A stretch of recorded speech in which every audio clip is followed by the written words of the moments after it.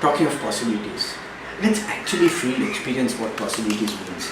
I think one of the really great examples I have seen indirectly, this woman, absolutely amazing story. Staying in a tiny village, agriculture, her husband is a landless laborer, they have 4 little kids, hardly any income, few rupees a day, on days when she gets an income, that when he gets an income, sorry. And the worst part of it is, he suddenly dies out of a minor sickness. Just look at this. A widow staying in a remote village in Calcutta, near Calcutta. Agricultural community, 4 tiny kids.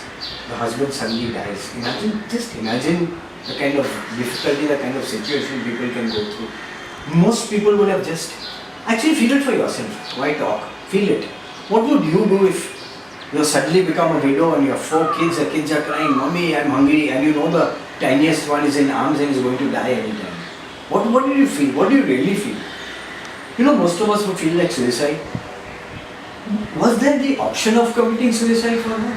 What happens to her kids?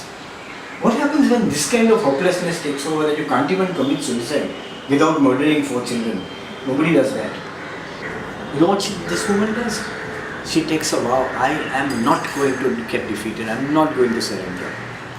I am going to do something with my life for my kids and something more. A bigger promise than even just my kids. She, after a tough struggle, she gets a vegetable basket on loan. She starts selling vegetables, earning God only knows how small an amount.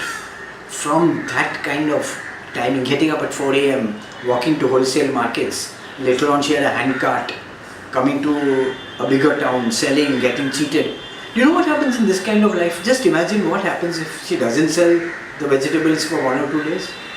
The vegetables rot, her capital is gone. Have we ever experienced what happens when our entire capital goes in 1 or 2 days? This is the condition she lived in. She brought up all the 4 kids. Actually educated them. They were working part-time. She said, no, go and study also. Let's make something of our lives. I mean, it's just too much to imagine how they managed it. But they did. The eldest boy went to art, did science in some distant college, comes back and tells his mom after he finishes at top level, I want to be a doctor. Probably his mom also laughed, hey, come on now, don't be ridiculous. Doctor in our condition. I am going to become a doctor. And we know what getting entrance into medical colleges is like. And this guy staying on the streets of Calcutta, probably studying with borrowed books, half starved, not only becomes a doctor, entire West Bengal state with a huge population, gold medal winning doctor, first in the state. And one would think, okay, now everything is fine. Now no need to bother. And he tells mom, hey, you can relax. Leave your vegetable selling job. No, I made a promise to whatever. I'm going to do something not just for myself and for my family, but I'm going to do something for society. Often in society there's no one to help us. I didn't get any help, so in turn I am going to take care of others. She builds an hospital. Look at this picture. She builds an hospital from her own funds by selling vegetables. Any human being coming out from this condition into doing something for her children, for her family and for society at large, isn't that real strength within? Isn't that possibilities? And you know the great part of it is, do you think it's she alone who has this kind of strength? She alone has this kind of possibilities? Think a little. You know where the possibilities are? The one you are most concerned with in you.